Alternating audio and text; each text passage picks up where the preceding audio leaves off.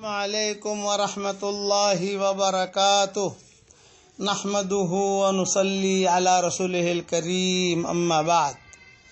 آج کا سبق سن لیجئے۔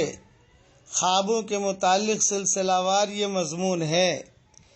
حضرت عائشہ رضی اللہ تعالی عنہا نے ایک عجیب خواب دیکھا اور اس کی عجیب تعبیر حضرت ابو بکر نے دی۔ ماں عائشہ رضی اللہ تعالی عنہا فرماتی ہیں کہ میں نے خواب میں دیکھا کہ 3 چاند میرے حجرے میں آ کر گرے ہیں۔ میں نے اپنے خواب کا تذکرہ اپنے والد محترم حضرت ابو بکر سے کیا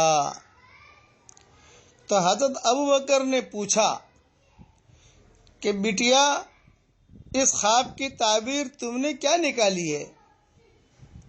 تو ماں عائشہ نے کہا کہ میں نے تو اپنے طور پر یہ تعبیر نکالی ہے کہ میرے یہاں حضور صلی اللہ علیہ وسلم سے اولاد پیدا ہوگی اور 3 لڑکے ہوں گے، 3 چاند یعنی 3 لڑکے، یہ میں نے تعبیر نکالی ہے۔ حضرت ابو بکر جو ہے یہ سن کر خاموش ہو گئے، کوئی جواب نہیں دیا۔ بات آئی گئی ہو گئی۔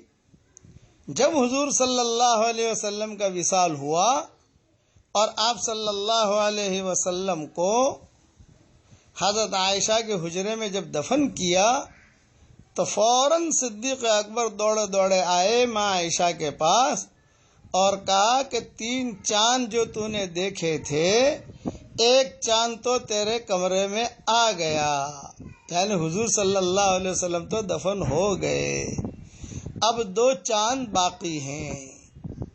پھر 2 چاند میں ایک صدیق اکبر کی قبر بنی، ایک حضرت عمر کی قبر بنی۔ تو خوابوں کی تعبیر اس طریقے سے دی جاتی ہے، اور بعض ایسے بھلے لوگ ہوتے ہیں کہ وہ حضور صلی اللہ علیہ وسلم کو بھی خواب میں دیکھتے ہیں۔ خواب میں دیکھا کسی بزرگ شخصیت کو اور دل میں اسی وقت خیال آیا کہ اللہ کے نبی ہیں، تو وہ اللہ کے نبی ہی ہیں، اس لیے کہ شیطان ہر ایک کی شکل اختیار کر سکتا ہے، بنا سکتا ہے، لیکن نبی کی شکل میں شیطان نہیں آ سکتا۔ حضرت انس رضی اللہ تعالی عنہ فرماتے تھے کہ میں ہر رات حضور صلی اللہ علیہ وسلم کو خواب میں دیکھتا تھا، کوئی رات بھی جاتی نہیں تھی کہ میں نے حضور کو خواب میں نہ دیکھا ہو، روزانہ رات کو دیکھتا تھا، کیونکہ حضور صلی اللہ علیہ وسلم کی خدمت کی ہے حضرت انس نے۔ تو یہ خوابوں کے متعلق جو مضمون ہے، اس میں عرض خالی کرنا چاہوں گا کہ کبھی کبھار خواب جو ہے یعنی بیماریوں کی وجہ سے بھی آتے ہیں۔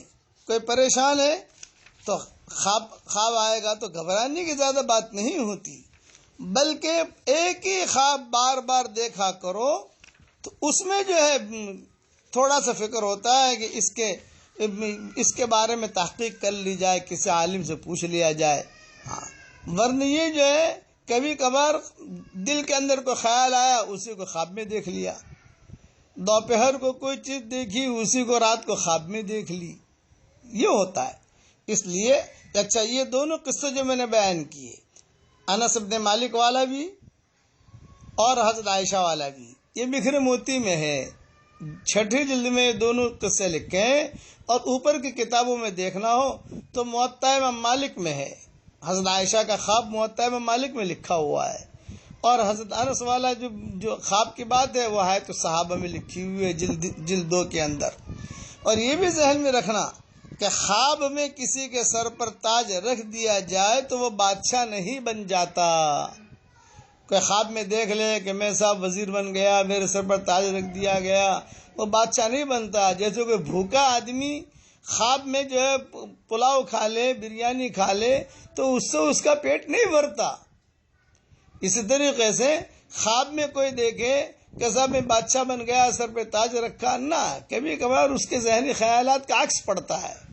اس کے لیے آسان طریقہ یہی ہے کہ رات کو سوتے وقت میں قل هو اللہ احد 3 مرتبہ پڑھ لیجئے، قل اعوذ برب الفلق 3 مرتبہ پڑھ لیجئے، قل اعوذ برب الناس 3 مرتبہ پڑھ لیجئے، آیت الکرسی 1 مرتبہ پڑھ لیجئے، تسبیح فاطمہ بھی جو ہے ایک مرتبہ پڑھ لیجئے اور ایک مرتبہ سورہ کافرون ضرور پڑھ لیجئے۔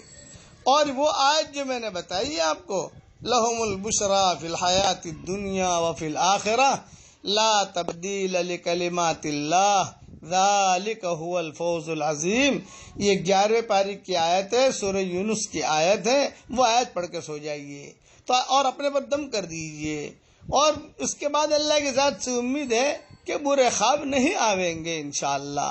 اب خوابوں کے متعلق تھوڑا سا مضمون انشاءاللہ اور عرض کروں گا۔ والسلام علیکم ورحمۃ اللہ وبرکاتہ، وآخر دعوانا ان الحمد للہ رب العالمین۔